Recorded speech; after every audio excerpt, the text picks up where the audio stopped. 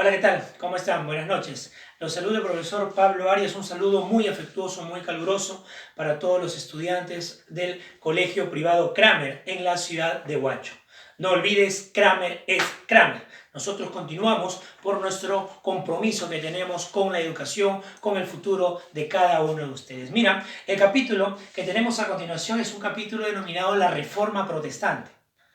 Y exactamente nosotros vamos a analizar el día de hoy el subtema que es la reforma en Alemania. La reforma en Alemania. ¿Cuál es el objetivo del tema? El objetivo fundamentalmente es para que veas una de las ramas por la cual aparecen gran cantidad de doctrinas que están hasta el día de hoy. Y además la seria crisis que atraviesa la iglesia para que puedas valorar cómo es que la iglesia sale de esta crisis, pero además los errores también que cometió la iglesia en su debido momento. Ese es el objetivo de la clase del día de hoy. Bien, vamos a comenzar. Mira, la reforma protestante. Concepto. ¿Qué cosa es la reforma protestante? Es un quiebre, es una división que se produce en el interior de la Iglesia Católica que significó para la misma, o sea, para la Iglesia Católica, un durísimo golpe político y espiritual. Repito, es el quiebre producido en el centro, en el interior de la Iglesia Católica, que significó un duro golpe político y espiritual. Ese es el concepto de la denominada reforma. Ahora, ¿cuáles son las causas de la reforma? ¿Por qué se dio la reforma? Se dio por el lujo y boato del clero, boato en pompa, lujo, vivir en pompa, y las serias acusaciones de nepotismo que habían dentro de la Iglesia Católica y las autoridades principales de la misma, de la Iglesia Católica. Si uno analiza, por ejemplo, los principios cristianos están más abocados y enfocados a la pobreza. Vamos a analizar a Jesús, por ejemplo. Jesús fue alguien que nació en un lugar pobre, de padres pobres. Creció pobre, vivió pobre, lo bautizaron pobre y murió pobre. Entonces, si Jesús pregonaba, y dentro de las bienaventuranzas, por ejemplo, también está la pobreza, bienaventurados los pobres, la pregunta es por qué la iglesia entonces tenía tal riqueza. Se preguntaron algunos allá por el siglo XV-XVI. ¿Por qué la iglesia entonces vivía con tal holgura, con tal riqueza, si es que Jesús jamás había pregonado, había vivido, había sido él empujado, digamos, a buscar la riqueza? No, él tenía otra riqueza, que era una riqueza espiritual. Entonces, he aquí la figura, ¿no? He aquí el detalle. Las serias acusaciones de nepotismo y el lujo y el boato en el que vive la Iglesia Católica. Pero ¿cuál fue el factor determinante, el factor clave para que se dé la reforma? Fue la venta de las indulgencias. Indulgencia es perdón, aunque no está referido exactamente a perdón, sino a una absolución de la culpa. Por lo tanto, sale un poco de la penitencia, pero no es exactamente el perdón, porque recuerda que el perdón es una figura divina. El único que da el perdón es Dios. Aquí yo no estoy dándote el perdón exactamente, sino que estoy liberándote de culpa. Estoy liberándote de culpa. Esa era la venta de las indulgencias. El resumen práctico era perdón de los pecados, pero recuerda, no era perdón, sino era la liberación de la culpa. Venta de las indulgencias, liberación de la culpa, factor determinante. ¿Por qué? Porque esto se vendía.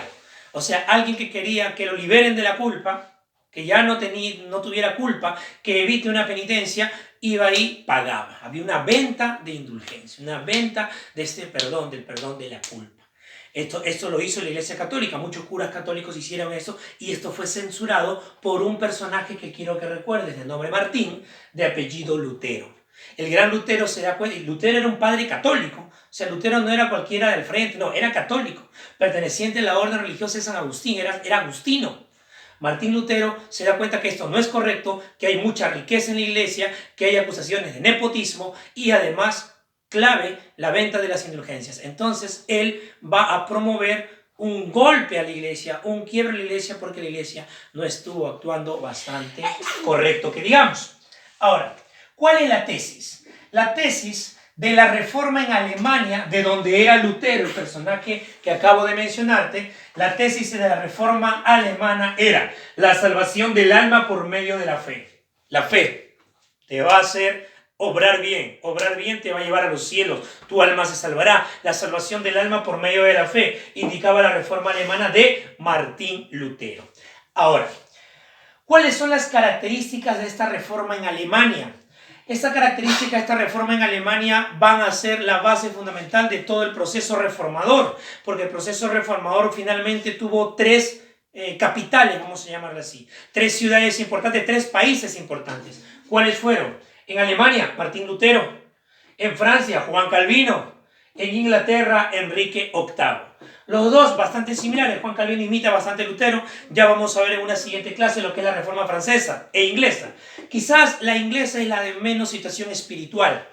Es una situación bastante material, para llamarlo así. Había una ambición de por medio de Enrique VIII por una prolongación de lo que es su mandato, de lo que es su poder. Ahora, continuamos. Entonces, ¿cuáles son las características de la Reforma en Alemania? Las características son la libre interpretación de la Biblia. Esto es muy importante. ¿Por qué? Porque la Biblia normalmente es leída en un proceso ceremonioso como es la misa, y hay una interpretación que directamente te la da el cura. Entonces, ¿qué decía Lutero? Que esto no debería ser así, sino que yo debo interpretar la Biblia tal como yo la siento. La libre interpretación de la Biblia. ¿Qué más dice? La traducción de la misa en idioma local. Es decir, que la misa debe ser traducida al idioma de la región. Antes, todas las misas eran en latín. Todas las misas eran en latín. Había gente que no sabía el latín, que no conocía el latín, que no entendía el latín, pero estaba ahí orando. Entonces pide Lutero la traducción de la misa en idioma local, en idioma de la región. ¿Qué más habla Lutero? Que solamente debe haber 2 sacramentos, no 7, porque técnicamente nadie hace o cumple los 7 sacramentos. Deben ser solamente 2 sacramentos. ¿Qué sacramentos pedía Lutero? Lutero pedía lo que es el bautizo y la Eucaristía. La Eucaristía, la comunión, exacto. Eso que estaba pensando. 2 sacramentos, bautizo y Eucaristía. ¿Qué más decía Lutero? El rechazo. Decía no a María, no a los santos, no a los ángeles, no al celibato, que es el voto de castidad dentro de la Iglesia Católica y los que van a ser representantes de la misma. Y además decía no al Papa. Entonces, estas son las características que reclama, que pide, que exige, que vive Lutero dentro de la llamada Reforma Alemana, y este proceso empezó a denominarse luteranismo. ¿Cómo se desarrolla el luteranismo? Vamos con los hechos. Mira por aquí, hechos. Vamos a ver 5 puntos claves. En 1517 se dio tal vez uno de los momentos más emblemáticos de la Reforma luterana. ¿Cuál fue? En 1517 la publicación de las 95 tesis, las famosas 95 tesis de Martín Lutero. ¿Dónde las puso? ¿Dónde las publicó? ¿Dónde las presentó? En la Catedral de Wittenberg. La Catedral de Wittenberg, dentro de los edificios, dentro de la construcción de la Catedral de Wittenberg, funcionaba la Universidad de Wittenberg. Y es ahí donde Martín Lutero va a presentar las 95 tesis, que se le reconoce como el documento iniciatorio de la Reforma. Escucha, mira, nuevamente, las 95 tesis de Lutero son el documento iniciatorio de la Reforma. Es el documento que da inicio al proceso reformador. Ahora, esto la Iglesia la golpeó. Normalmente te cuento, la Iglesia Católica, recuerda, la gran señora feudal, la institución más poderosa en la Edad Media. La ciencia no desarrolla, porque obviamente el desarrollo de ciencia atenta contra los intereses de la Iglesia Católica, que es una institución dogmática. Yo creo en algo, tengo fe en algo. No, nadie tiene que demostrármelo. Yo simplemente creo y punto. Entonces, eso es el dogma, eso es la fe. A la Iglesia no le conviene el desarrollo de la ciencia porque van a cuestionar sus principios. Por eso, durante la Edad Media, la historia indica que se vive el oscurantismo. La Iglesia Católica tiene una fortaleza porque no permite el desarrollo de la ciencia. Aquí, a la Iglesia Católica la atacan, como siempre la habían atacado. A la Iglesia Católica, hablando metafóricamente, le habían hecho de todo. La habían atacado de miles de formas, nunca le hicieron nada. Sin embargo, aquí tuvo un ataque letal, que a la Iglesia Católica sí le dolió. ¿Y por qué esta vez a la Iglesia Católica sí le duele? Porque era la primera vez que ya no lo atacan los enemigos, sino que a la Iglesia le atacan los mismos católicos, los que se habían dado cuenta estos hechos de corrupción, nepotismo, de riqueza desmesurada en la que estaba viviendo la Iglesia Católica.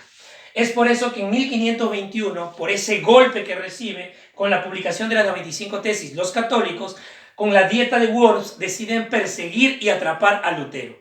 La Dieta de Worms en 1521 marca la persecución de Lutero. Lutero finalmente va a ser protegido por Federico el Sabio de Sajonia. Y desde Sajonia, desde esa protección, Lutero continúa con todo lo que es la figura del denominado luteranismo. Pasan los años y llega el 1529, en el cual se dio la Dieta de Spira. Un detalle: dieta es reunión, asamblea, congreso, convención. En la Dieta de Spira van a darse una gran movilización en la cual los no católicos, que algunos llamaban luteranos, van a protestar frente a las principales iglesias católicas en Alemania. Entonces, ¿qué hicieron los padres católicos? A estos no católicos que estaban protestando, los empezaron a llamar justamente de esa manera, protestantes. Y hasta el día de hoy, tigrecito, hasta el día de hoy, toda iglesia que no sea católica, ¿cómo se le llama? Exacto, se le llama iglesia protestante. Esto surge en 1529 con la Dieta de Spira. Ahora, 1530, se dio la confesión de Melanchthon. Los católicos invitan a Lutero para que dé a conocer los principios luteranos. Al parecer, querían tener un acercamiento con Lutero, al parecer. Sin embargo, Lutero no va. Lutero envía a su brazo derecho, a su hombre de confianza llamado Philippe de Melanchthon, y es Philippe de Melanchthon el que va a dar a conocer a los católicos los principios luteranos, a cuales me refiero a lo que te mencioné en características. Sigue el enfrentamiento, 1535, 40, 50, 55, hasta que en 1555 se dio la paz de Augsburgo. En la paz de Augsburgo, por los católicos firma Fernando de Hamburgo y por los luteranos firma Philippe de Melanchthon. ¿Cuál es el tiempo? ¿Cuál es el punto? ¿Cuáles son la situación clave de la paz de Augsburgo? Primero, que se respeta el luteranismo, la existencia del luteranismo. Segundo, se prohíbe la difusión del luteranismo en lugar que no sea luterano. Y tercero y último, si se presenta un enfrentamiento entre luteranos y católicos, siempre será resuelto por un católico. Esos son los puntos principales de la paz de Augsburgo. Tigrecito, esto ha sido lo que es la reforma protestante, puntos claves de lo que es la reforma en Alemania. En la siguiente clase vamos a ver la reforma en Francia y la reforma en Inglaterra. Cuídense mucho, a seguir estudiando desde casa. Recuerda, Kramer es Kramer, seguimos contigo, no nos detenemos. Ha sido su amigo el profesor Pablo Arias. Hasta pronto.